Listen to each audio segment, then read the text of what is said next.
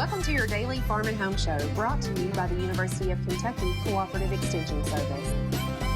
And now, here's your host.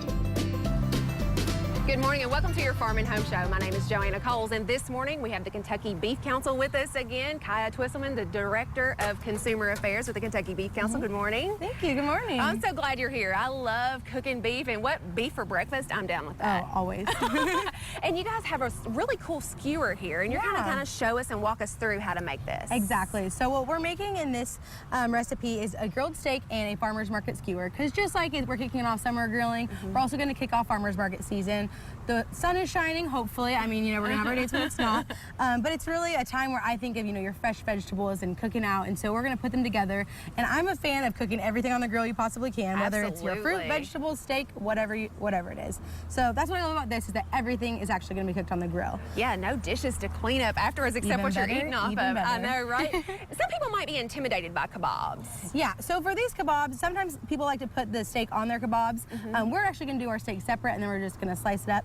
But for kebabs, what's really great about it is that it could be really flexible. Whatever your favorite vegetable is what you can use. And so for this one, we just have some medium-sized mushrooms, some squash, some zucchini, and some red onions. Absolutely. So what we like to do with these kebabs is you can just put them on and make them colorful. That's the other thing too, is that it's pretty on the plate. And I think that if it looks pretty, it tastes better personally. We eat with our eyes first. Like Exactly. I want that grilled and I want to dig into that. Absolutely. And to kind of give them a little more moisture when you put them on the grill, we actually have this this rub that we're going to just put on with a basting brush that we can also use for our beef.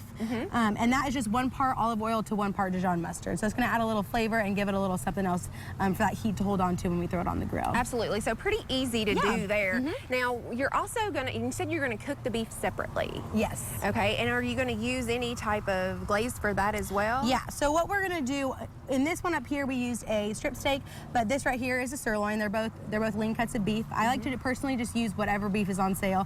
Also whatever you like. So this is what we're using today. And for the glaze that we're going to put on it, it's actually a Dijon mustard and thyme glaze. So what we have is we have our Dijon mustard here. And some people like it spicier, some people don't. It's really your preference. And then we're actually going to mix it into this apricot preserves. And so one sweet and zesty. Exactly. Yeah.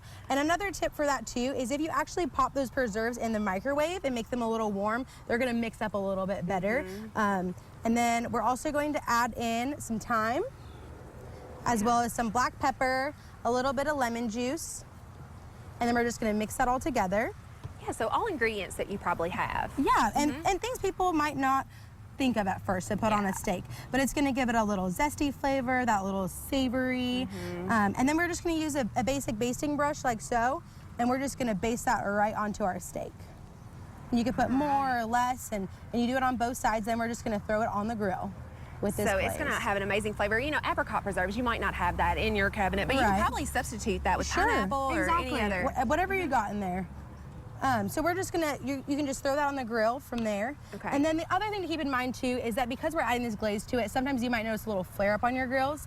With Holland grills, however, they're actually the only grill that doesn't flare up. So keep that in mind if you're out shopping for your next grill. How awesome is that? Now you guys are having a giveaway though. We are. Give away one of those awesome grills. So tell us a little bit more about that. So for our giveaway that we're doing this year, we have the ultimate beef grilling pack. So we're gonna get you geared up with everything you need.